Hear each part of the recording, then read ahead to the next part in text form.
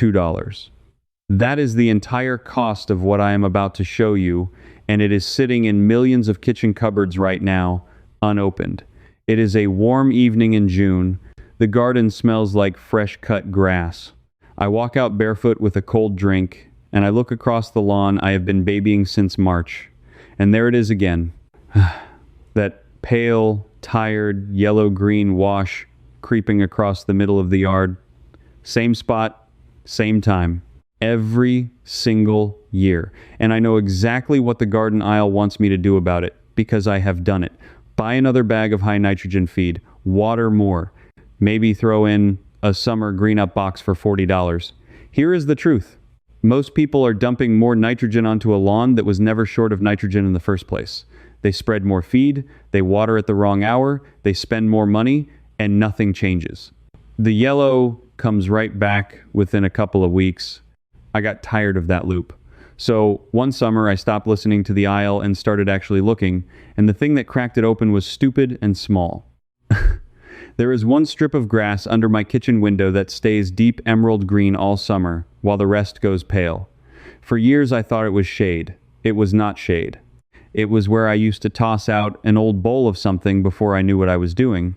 So here is the question I want you to sit with before we go any further. What if the yellow in your lawn was never a sign that it needed feeding at all?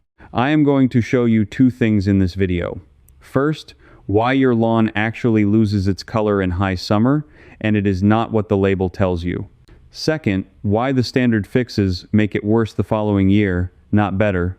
And then, at the end, I am going to hand you the single $2 kitchen powder that fixed that strip under my window and can hold any lawn deep green through the hottest months. I am going to keep it sealed until the end on purpose, because you need to understand why it works before I tell you what it is, or you will use it wrong like everyone else does. Part 1 is the most common version of this whole mess, the one almost every homeowner hits first, and it matters most because it is the exact moment you reach for the wrong bag. It is the pale, washed out, yellowing lawn in the heart of summer. Let me set the scene. Your grass is growing fine. It is not dead. It is not full of weeds. It is just losing its color.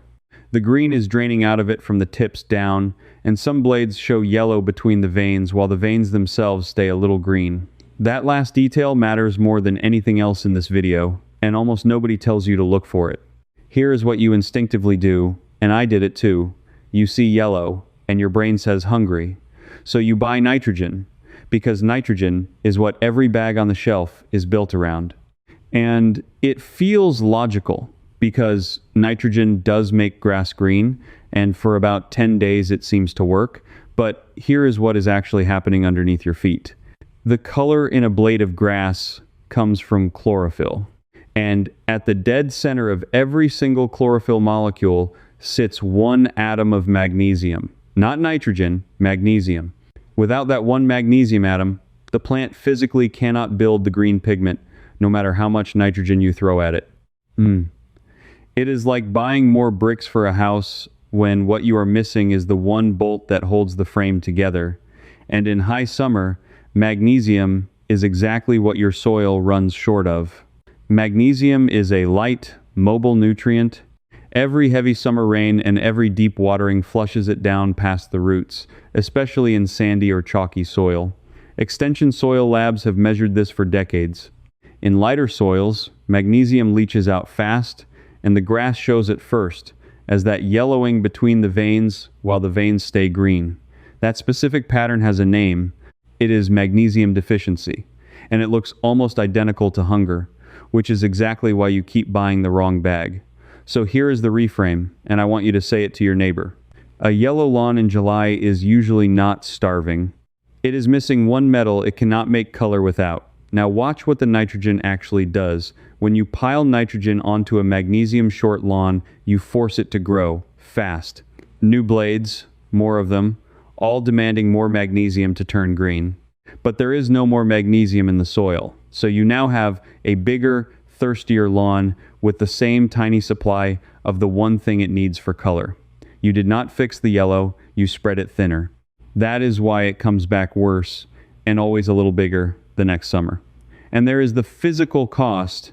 That forced growth burns through the plant's reserves right before the hottest, driest stretch of the year. You have handed your lawn a bigger body to feed and water at the exact moment it can least afford it. Roots stay shallow because you kept feeding the top. Then a heat wave hits, and the whole thing browns off in days. You lose the lawn, you lose the money, and you lose the season. So the correct move here is simple, and it climbs in steps. The cheapest floor is to just stop. Stop adding nitrogen in the heat of summer. If your grass is growing but pale, more nitrogen is the last thing it needs. The next step up is to feed the missing metal directly, and the traditional rate that old kitchen gardeners used is about 2 tablespoons of the powder I will name at the end, dissolved fully in a gallon of water, sprayed over roughly 100 square feet of lawn. Dissolved and sprayed on the leaf, not spread dry, and I will explain exactly why the spray matters when we get there, because that detail is the whole secret. But notice something already. The bag that promises to green your lawn is built around the one nutrient that does not actually make the green, and that is not an accident. Because a lawn that greens up for 10 days and fades again is a lawn that buys another bag. Which brings me straight into the second problem, and it is the one that quietly drains your wallet. Part 2 is a different beast entirely, because now we are not talking about color, we are talking about the fade that happens no matter what you feed. This is the midsummer stall, where the lawn just gives up and goes flat and dull across the whole surface at once. And the mistake here is universal. People treat a summer fade as a feeding problem when it is really a chemistry and water problem, and every wrong move makes the soil harder to fix the following year. Here is the thesis. Your lawn is not failing in summer because it is underfed. It is failing because the soil underneath it can no longer deliver what is already there. Let me explain the mechanism, because this is where the real money leaks out. Grass takes up nutrients through water, dissolved at the roots. When the soil dries and bakes and compacts in summer, 2 things happen at once. The water pathway shuts down, so even a well-fed lawn cannot pull nutrients up. And the heat pushes the plant to breathe out moisture faster than the shallow roots can replace it. So the grass sits in soil that technically has food in it and still goes pale and limp, because it cannot move that food from the ground into the blade. Most people respond by feeding harder. But what is actually happening is that you are adding more salt to a system that already cannot move water. Every granular fertilizer is a salt. Pile salts into dry, hot soil, and you pull water out of the roots by force. That is the brown, scorched, burned stripe look you get after summer feeding. You did not starve it, you salted it. So the fix in this second problem is about restoring the delivery system, and there are 3 ways to do it. Cheapest first. Method 1 is water timing, and it costs nothing. Most people water a little bit every evening. That is the worst thing you can do, because shallow daily water trains roots to stay near the surface where the heat kills them. Instead, water deeply and rarely. One long soak that wets the soil to about 6 inches once or twice a week, early in the morning before the sun climbs. Deep water pulls roots down to where the soil stays cool and moist, and deep roots are what carry a lawn through a heat wave alive. Method 2 is to break the crust, and it costs the price of a garden fork. Compacted summer soil seals over like a lid, and water runs off instead of soaking in. Push a fork into the lawn every few inches across the worst areas and rock it back and forth. You are opening channels for air and water to reach the roots. Traditional gardeners called this spiking, and they did it by hand long before anyone sold a machine for it. This one move can be the difference between water reaching your roots and water running down the gutter. Before I hand you the wetting agent trick, let me stop for a moment, because if this is the loop you have been trapped in, there is a way out that goes far deeper than one video. You have been walking that lawn barefoot every summer, watching the same pale wash creep across the same spot, buying the same bag, and quietly wondering if it is something you did wrong. It is not. And once you see the whole pattern, you never go back. That is exactly what I built into the Complete Amish Yard Field Edition. It lands in your email as an instant guide, and it lays out the natural lawn framework that actually works on real yards, the homemade fertilizer protocol that feeds the soil instead of a bag, and how to truly know your soil before you touch a single seed. No synthetic inputs, no contractor fees, no guesswork. Everything you need to grow a thick, chemical-free lawn this season in one system you keep forever. And you can test the heart of it tonight for free. Go read the label on that green up box in your garage and notice it is built around nitrogen while the guide shows you the real chemistry the aisle keeps fuzzy. The fastest way to get the books is to scan the QR code right there on your screen, or go to the link in the description or the pinned comment. And the reason to start now is simple. The sun is already pulling moisture and magnesium out of your soil this very season, so the sooner you know your soil, the sooner it holds. Stick with me, because right now I am going to hand you the third method, the one a professional reaches for when the soil starts pushing water away. Now, back to that third method, the one a professional reaches for when the soil starts pushing water away. Method 3 is the one a professional reaches for, and it is a soil wetting treatment. When soil dries out badly, it turns water repellent. The surface actually starts pushing water away, so your sprinkler runs and the ground underneath stays dust dry. The old fix, and it still works, is a tiny amount of plain dish soap and water, about 1 ounce in a gallon, sprayed over the dry patch before you water. The soap breaks the surface tension so water can finally soak in instead of beating off. It is the exact same principle the expensive wetting agents sell you for far more. And here is where I need to stop and say something plainly, because you have earned it by staying this far. If this video has already shown you one thing the garden aisle never bothered to explain, do me one favor and subscribe. This channel exists to dig up the mechanism the label keeps fuzzy, the reason behind the reason, and I put out these investigations for people who are done being sold the same bag twice. Subscribe, and you will not miss the next thing they would rather you never worked out. Now let me hand you the part I have been holding back. Part 3, prevention. This is the $2 kitchen powder, and now that you understand magnesium and chlorophyll, you are finally ready to use it the right way instead of the wrong way. It is Epsom salt, plain magnesium sulfate. The same white powder people have soaked their feet in for over 100 years, sitting in the pharmacy and the kitchen shelf for about $2 a bag. Here is why it works, in one sentence. Epsom salt is roughly 10% magnesium and about 13% sulfur, and magnesium is the exact atom at the core of the chlorophyll molecule, so you are handing the grass the one part it needs to build green in a form that dissolves instantly in water. But the secret is not the powder. The secret is how you deliver it.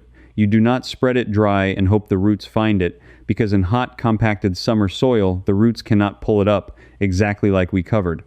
You dissolve about 2 tablespoons in 1 gallon of water, and you spray it straight onto the grass blades in the cool of the morning. The leaf takes the magnesium in directly through its surface, bypassing the broken root delivery system entirely. That is a foliar feed. The color comes up in a few days, deep and even, and here is the part that matters most. It greens the lawn without forcing a burst of growth. No mowing surge, no burning.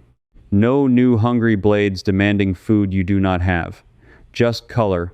And that is the whole reason this was buried. You cannot build a business on a $2 bag that lasts a season and never forces you to come back.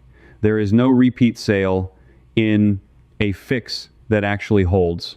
The old cottage gardeners knew about Epsom salt for roses, for tomatoes, for tired green things, generations before the fertilizer aisle existed. It got quietly pushed to the back shelf, relabeled for bath time, and replaced by boxes of salts that green your lawn for 10 days and leave it hungrier than before. Somebody kept using it anyway, in strips, under kitchen windows, in allotments, in gardens, that never went to the shop, and now you have it. So which one is for you? If you have sandy or chalky soil, or you get heavy summer rain, magnesium is leaching out fast, and the Epsom salt foliar spray every 3 to 4 weeks in summer is your main tool. If your lawn is more about the midsummer stall and hard-baked ground, start with deep morning watering and the garden fork, and let the spray be your finish. And if you rent, or you just want the smallest possible effort for a real result, skip everything else and do the 2 tablespoons in a gallon on the pale patches. That one move for $2 will do more than the $40 box ever did. Now, here is the new problem you are about to walk straight into, and I would rather warn you now than let it catch you. Once your lawn greens up fast, and even from that foliar spray, you are going to be tempted to do it too often, and magnesium is not a nutrient you can pile on endlessly. Too much magnesium starts to lock out calcium and potassium in the soil, and you can throw the whole balance off and stall your lawn a different way. There is a right rhythm and a right season to stop. So if you are about to start spraying and you are not sure how often is too often for your soil type, leave me a comment with the single word rhythm and tell me whether your soil is sandy, clay, or chalk. I read them and it tells me exactly what to cover next. Because here is what this really comes down to. That deep green strip under my window was never magic, and it was never luck. It was one cheap thing the aisle had every reason to keep quiet, and once I understood why it worked, they could never sell me the same failure again. You just took that back too. In the next video, I am going to expose exactly how often is too often, and the two signs in the grass that tell you to stop before you overdo it, and undo everything you just fixed. Subscribe so it lands in front of you the moment it goes up, because you do not want to solve the yellow and then walk into the overdose blind. You have waited long enough for a straight answer. I am not going to make you wait for the next one. I'm so glad you stayed to the end. This video gave you the overview, but inside the Amish garden circle, I pick up right where we stopped and walk you through the exact magnesium system for your soil.